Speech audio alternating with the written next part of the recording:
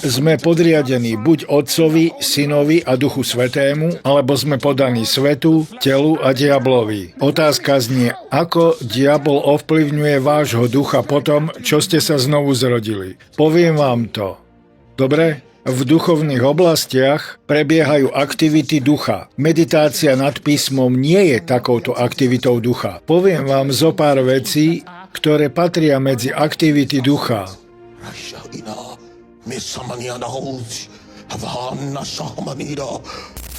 Zdravím vás všetkých. Vítajte pri ďalšom mocnom vyučovaní od pastora Johna o modlitbe a o tom, ako veriaci silnie v duchu. Mnohí kresťania túžia po duchovnej sile, ale nie vždy rozumejú tomu, ako duch rastie. V tomto posolstve pastor John vysvetľuje, ako nepriateľ duchovne oslabuje veriacich a prečo rozvoj vášho ducha vyžaduje disciplínu a skryté miesto. Preto počúvajte pozorne.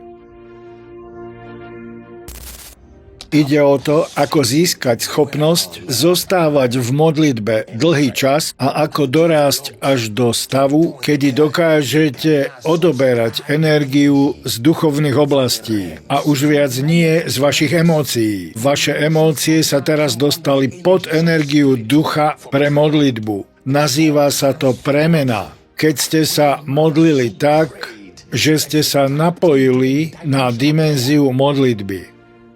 Ale vyžaduje to čas. Lebo dokým nerozviniete a nenaučíte sa stále, dôsledne a usilovne prebývať na skrytom mieste vo svojej skrýši, tak sa nikdy nedostanete pod tieň Všemohúceho. Takže v starej zmluve sa dostávali pod tieň, pretože tam prebývali. Tento tieň sa stal mocou, energiou a schopnosťou prebývať tam, zostávať tam, bez akejkoľvek slabosti, bez akejkoľvek únavy, lenže na to musel niekto prebývať dlhý čas na skrytom mieste a vysporiadavať sa s telom. Ježiš zostal na púšti na 40 dní a 40 nocí. Och, aký okamih na rozdrvenie telesnosti a následne na to sa dostal pod Pánovu slávu. To, čo stará zmluva nazýva tieň Všemohúceho. Avšak v novej zmluve to nazývame svetlo jeho prítomnosti. Odtiaľ prichádza sila na modlitbu. To je miesto, odkiaľ prichádza schopnosť zostávať, prebývať v jeho prítomnosti. Pretože tam je človek zasiahnutý túžbou oslavovať Boha kvôli svojej dôslednosti a vytrvalosti v modlitbe. V duchovnom svete, v okamihu, keď poviete Otec, v mene Ježiš, tak aj keď to necítite, tak duchovný svet sa otvorí na Otca. Vzniká tam priamy prenos, ktorý prechádza cez dimenzie ducha. Satan bude počuť vašu vibráciu. Každá duchovná dimenzia rozpozná, že niekto sa naladil na nebo, ale pretože vy o tom neviete, tak začnete bežne mlieť v jazykoch. Potom príde Satan a zahalí vás do oparu. Viete, čo robí? Dáva vám slabosť. Zabudol si, že máš rakovinu. Boh ťa nevypočuje. Zabudol si, že tvoje dieťa sa nevie upokojiť. Kto vie, čo s ním bude? Zabudol si, že nemáš zamestnanie? Že nemáš peniaze? Pamätáš si, ako si to včera zbabral? Pozri, aký si nečistý. Nevidíš, že nemáš čas? Zajtra musíš ísť do práce. Nevidíš, že nevnímaš nejako Ducha Svätého? Vytvára okolo vás oblak. To sa deje v duchovnom svete. Vaša pozornosť začína byť odvádzaná. Vtedy vo svojej mysli začínate bojovať. Začínate bojovať s ťažobou návrhov vášho tela. Energia na modlitbu sa stráca a tá frekvencia umiera. Lebo ste unavení. A vtedy sa tam povie, chod sa vyspať. A tak ste išli do postele, pospali ste si hodinu, 2 hodiny, 3 hodiny, 4 hodiny, 5 hodín, 6 hodín. Po 7 hodinách vás zobudí a povie, klameš sám seba. Toto je to, čo chce Satan robiť. v oblastiach ducha sa snaží spôsobiť, aby ste išli proti tomu, čo rozvíja, kultivuje vášho ducha. Tlačí na vás, aby ste tam netrávili príliš veľa času, aby obmedzoval vašu oddanosť voči faktorom, ktoré rozvíjajú vášho ducha. Takže vaše uctievanie je skratované. Váš modlitebný život skrat. Vaše meditovanie a vystupovanie do Božej prítomnosti je skratované. Nemáte žiaden čas, ktorý by ste strávili s Bohom, čo by mala byť aspoň hodina až 2 denne. Mimo modlitby v jazykoch. Mali by ste mať vo svojom dome oltár. Rozumiete, čo hovorím? Každý by mal mať miestnosť nazvanú miestnosť modlitby. Vaše dieťa by malo vedieť, že toto je miesto, kde sa modlím. Keď vojdete na to miesto, je to miesto, kde idete na kolená. Pripravte ho, ale nie tak, že si kúpite nejaké mystické veci. Nie. Je to miesto, ktoré ste si pripravili a udržiavate ho ako svoju tajnú komórku modlitby, kam chodíte. Nazvite ju Svätyňa svätých. S týmto postojom. Keď sa tu zavriem, budem tu 2 hodiny a nič ma odtiaľto nedostane. Odhoďte mobil, vypnite svojho kazateľa, vyhoďte všetko, čo vás ruší. Choďte do svätyne a povedzte Jahve. Ak potrebujete na nabudenie pieseň, tak si ju na chvíľu pustite, ale potom to vypnite. Lebo sa potrebujete naučiť cestovať bez piesní. Keď bol Ježiš na púšti, tak na nabudenie nemal žiadne duchovné piesne. Keď Mojžiš vystupoval na hory, nebolo tam nič, čo by mu pomáhalo. Musel sa naučiť zapojiť do toho svojho ducha. Začal sa učiť, ako sa naladiť na ducha. Zápasil, bolo tam jeho telo. Vnímal ťažobu tela. Biblia hovorí, že telo nie je ochotné modliť sa. A tak sa musel učiť, ako sa vyslobodiť od tela, objavujúc vibrácie ducha. Lebo niekde vo vašom vedomí, niekde tam je duch. Priamo vo vašom vedomí je tiaž telesnosti, ktorá sa nechce modliť. Tam vo vašom vedomí sa nachádzajú naliehania vašich predstav, ktoré idú proti, ktoré útočia na vašu dôveru v modlitbu. A tak musíte začať nachádzať ducha. Začínate hľadanie. V okamihu, keď cítite naliehanie, tu je oheň, tak tam vojdete. Vyhľadáte to naliehanie a vojdete tam. Vtedy sa vznesiete a odrežete od tiaže vašich predstav a tela. Musíte pochopiť to, že ľudské vedomie je zahmlené. Ľudské vedomie je zmetené. Je na ňom akoby hmla. A tak musíte objaviť to, čo je z ducha. Ničte, utišujte, ignorujte všetko, čo je z tela, lebo časť vášho vedomia je telesnosť. Nevedomosť, temnota, odporujúce predstavy, myšlienky a energie, ktoré sú proti vášmu duchu, ale sú tam aj energie vášho ducha. Všetko je to tam dokopy. A tak to musíte nájsť, naladiť sa. Je to tak, ako keď vojdete do auta a začnete na rádiu ladiť stanice. Nalaďujete sa na vlny, až sa dostanete presne na tú stanicu, ktorú chcete počúvať. Počas ladenia narazíte na rozličné stanice. Z niektorých znie Rock Me Baby, inde sex.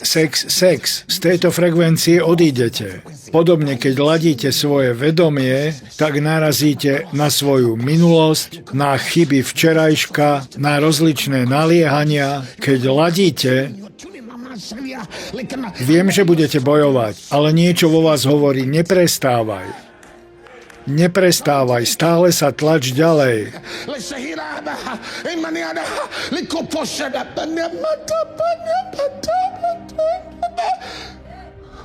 Niekedy sa modlíte a tu zrazu Satan hodí niečo do vašej mysle a vy začínate hasnúť. Neprestávajte, povedzte Ježišova krv a stúpate znova. Opäť stúpate. V mene Ježiš. V tej chvíli, keď zachytíte stanicu Sion, tak tam zostaňte. Počúvate ma? Zostaňte tam duchom. Zostaňte tam duchom. Biblia hovorí, Božie slovo mocne rástlo a víťazilo.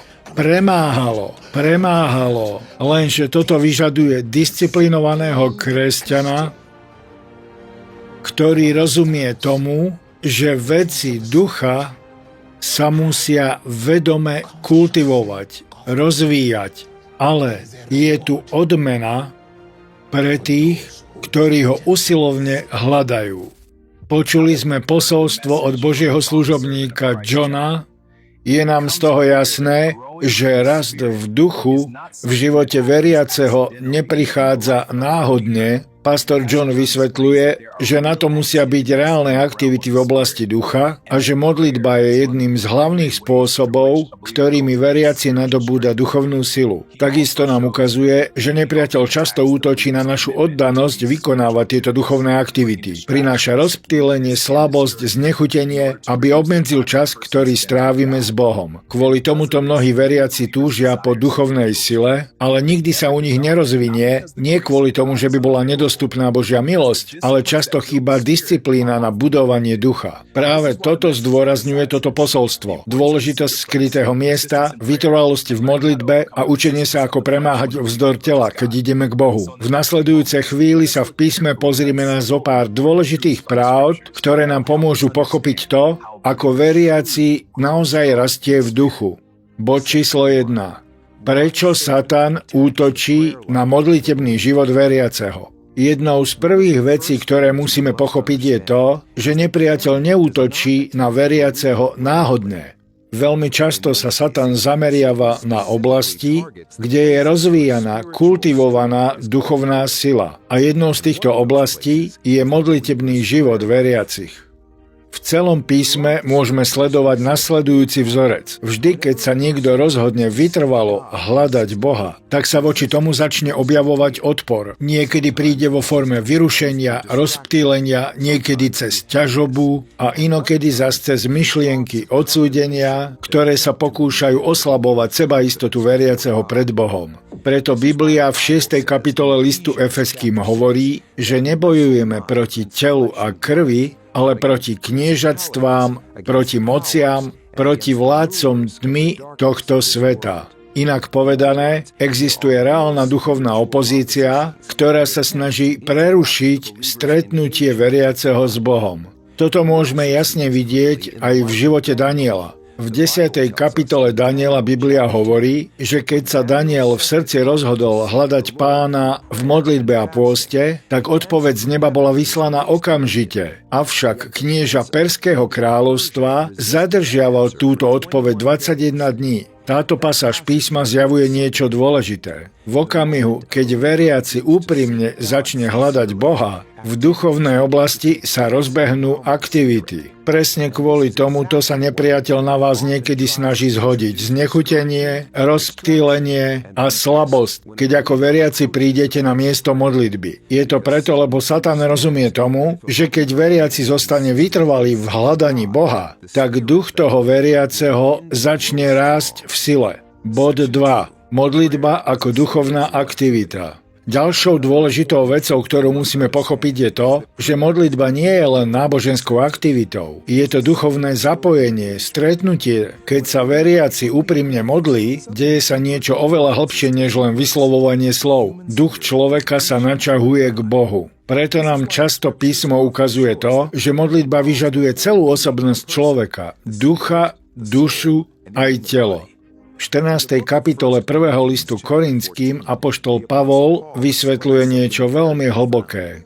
Hovorí, ak sa modlím v neznámom jazyku, modlí sa môj duch, ale moja myseľ je bez úžitku. Toto vyhlásenie zjavuje to, že modlitba nie je len niečo, čo robíme myslou. Je tu dimenzia modlitby, ktorá tečie priamo z ľudského ducha. A toto je niečo, čomu majú mnohí veriaci problém porozumieť. A o tom hovoril aj pastor John. Budovanie ducha vyžaduje viac než len nejakú príležitostnú modlitbu. Vyžaduje to uvedomelé stretnutie s Bohom. Preto nám Biblia ukazuje viaceré príklady mužov a žien, ktorí sa učili zostávať v Božej prítomnosti po dlhší čas. Samotný Ježiš sa z času na čas vzdialil od ľudí a strávil celé noci v modlitbe. V Lukášovi 6 nám písmo hovorí, že predtým, než si vyvolil 12 učeníkov, Ježiš strávil celú noc v modlitbe k Bohu. Čo nám toto miesto ukazuje? To, že modlitba nie je o tom, že si od Boha niečo pýtame. Modlitba je jedným zo spôsobov, ktorými sa ľudský duch stáva silnejší, chápavejší a zosúladený s Božou prítomnosťou. A ako veriaci pokračuje v stretávaní sa s Bohom v modlitbe, v jeho duchu sa začne niečo diať. Rastie jeho citlivosť, rastie jeho sila a vo veriacom sa začne rozvíjať hlbšia schopnosť zostávať v Božej prítomnosti. Bod 3. Skryté miesto, skrýša. Ďalšou dôležitou vecou, ktorú pastor zdôrazňuje vo svojom posolstve, je tajomstvo toho, čo písmo nazýva skryté miesto. Veľmi často práve na tomto mieste začína rozvoj ducha veriaceho. Biblia o tomto hovorí v Žalme 91. Ten, kto prebýva v skrýši Najvyššieho, bude odpočívať v tieni Všemohúceho. Všimnite si slovo prebývať. Nehovorí sa tu o človeku, ktorý na to miesto chodí príležitostne. Je to opis človeka, ktorý sa naučil zostávať, prebývať a rozvíjať miesto vytrvalého spoločenstva s Bohom. Preto v písme vidíme príklady mnohých ľudí, ktorí majú svoje miesta stretávania s Bohom. Keď napríklad Ježiš vyučoval v Matúšovi 6 o modlitbe, tak povedal: keď sa modlíš, zavri sa do komórky a keď si za sebou zavrel dvere, modli sa k Otcovi, ktorý je v skrytosti. Toto poučenie sa netýkalo len miesta. Išlo o vytvorenie priestoru, kde bude odstránené všetko rozptylovanie a srdce sa môže plne zamerať na Boha. V posolstve, ktoré sme počuli pred chvíľou, pastor povedal niečo veľmi praktické. To, že veriaci by si mali pripraviť miesto oddelené ku modlitbe. Nie, že by to miesto malo samo o sebe nejakú mystickú moc, ale pretože vytrvalá dôslednosť pomáha trénovať ducha. Keď sa veriaci opakovane stretáva s Bohom na tom istom mieste, mysel sa začne stišovať, telo postupne vzdoruje menej a menej, duch sa stáva stále viac citlivejším na Boha, a po určitom čase veriaci začne zažívať to, čo písmo opisuje ako prebývanie v Božej prítomnosti. Je to miesto, kde je duchovná sila potichu budovaná cez opakované spoločenstvo s ním. Bod 4. Jednanie s telom v modlitbe. Ďalšou pravdou, ktorú musíme pochopiť, je toto. Vždy, keď veriaci prichádza k Bohu v modlitbe, tak sa často objaví odpor od toho, čo Biblia nazýva telo alebo telesnosť. Tá predstavuje prirodzené tendencie ľudského tela a mysle, ktoré uprednostňujú pohodlie, rozptýlenie a beznámahovosť namiesto duchovnej disciplíny. Preto mnohí veriaci občas zisťujú, že v okamihu, keď sa rozhodnú modliť, tak sa zrazu objaví rozličný druh odporu. Únava je zrazu silnejšia, mysel začne pobehovať hore-dole a niekedy sa objaví aj túžba skončiť s modlitbou, aj keď srdce chce úprimne hľadať Boha. Tento boj nie je nič nové. Písmo zjavuje, že tomuto čelili už aj Ježišovi učeníci. V Getsemanskej záhrade, keď ich Ježiš žiadal, aby s ním bdeli a modlili sa, tak zápasili s tým, aby nezaspali. Ježiš v Matúšovi 26 odhalil závažný fakt. Duch je síce ochotný, ale telo je slabé. Toto vyhlásenie objasňuje tlak, ktorý sa každý veriaci musí naučiť premáhať. Keď chceme, aby náš duch narastol na sile, tak to vyžaduje učiť sa, ako prekonávať odpor tela. Niekedy to znamená pokračovať v modlitbe aj vtedy, kedy sa telo cíti unavené. Inokedy to môže znamenať utíšiť mysel, keď myšlienky začnú blúdiť, alebo nejaké rušivé vplyvy začnú prerušovať okamih hľadania Boha. Preto sa stáva tak dôležitou duchovná disciplína. V priebehu času, ako sa veriaci neustále rozhoduje modliť sa napriek odporu tela, tak jeho duch začína získavať silu a telo postupne stráca schopnosť ovládať oddanosť veriaceho voči Bohu. A tento proces je súčasťou toho, ako sa ľudský duch stáva vycvičený v zostávaní v Božej prítomnosti. Bod číslo 5. Učenie sa zapájať ducha. Ďalšou hlbokou myšlienkou, ktorú pastor John objasnil vo svojom posolstve, je toto. Ľudské vedomie nepozostáva len z jednej veci. Vo vedomí človeka sú prítomné rozličné vplyvy, a to súčasne. Sú tam myšlienky, ktoré pochádzajú zo skúseností z minulosti, sú tam rôzne predstavy, ktoré vznikajú v mysli, sú tam emócie, ktoré sú niekedy veľmi nestále a súčasne je tam tiež prítomnosť ľudského ducha, ktorý sa snaží spojiť s Bohom. Keď sa veriaci začne modliť, tak kvôli tejto zmesi sa môžu objaviť rozličné druhy myšlienok. Zrazu si uvedomíte vaše minulé chyby, nedokončené záväzky alebo starosti o budúcnosť. Takéto myšlienky veľmi ľahko odvedú veriaceho od toho, aby zostával zameraný v modlitbe. Pastor John na to použil veľmi názornú ilustráciu. Pripodobnil tento proces k tomu, keď sa snažíte naladiť rádio. Keď niekto prelaďuje rádiopríjimač, tak sa na chvíľu vždy objaví iná frekvencia. Niektoré stanice znejú čisto, iné sú zašumené alebo skreslené. Človek, ktorý ladí rádio, musí pokračovať v ladení, až kým jasne nezaznie želaná frekvencia. Úplne rovnako, keď veriaci prichádza v modlitbe k Bohu, môžu prísť okamihy, kedy myslou prechádzajú rozličné myšlienky a vyrušenia, ale ak veriaci trpezlivo pokračuje s tým, že sa odmietne podvoliť týmto odvedeniam pozornosti, v jeho duchu sa niečo začne diať. Veriaci začne postupne získavať hlboké vedomie Božej prítomnosti. Mysel sa utíši, rozptýlenie stratí svoju silu a duch sa začína zapájať jasnejšie do komunikácie s Bohom. Toto je súčasťou toho, čo znamená učiť sa, ako sa modliť z ducha, namiesto modlenia sa len z mysle. Bod číslo 6. Odmena pre tých, ktorí usilovne hľadajú Boha. Prichádzame k poslednej pravde tohto posolstva. Písma nám pripomínajú, že rozvoj ľudského ducha nie je nezmyselná námaha. Pre tých, ktorí vytrvale vyhľadávajú Pána, je pripravená odmena. Biblia nám v 11. kapitole listu Židom hovorí: ten, kto prichádza k Bohu, musí veriť, že Boh je a že je odplatiteľom tých, ktorí ho usilovne hľadajú. Všimnite si slovo usilovne. Písmo tu opisuje snahu, ktorá je vedomá, stála a vytrvalá.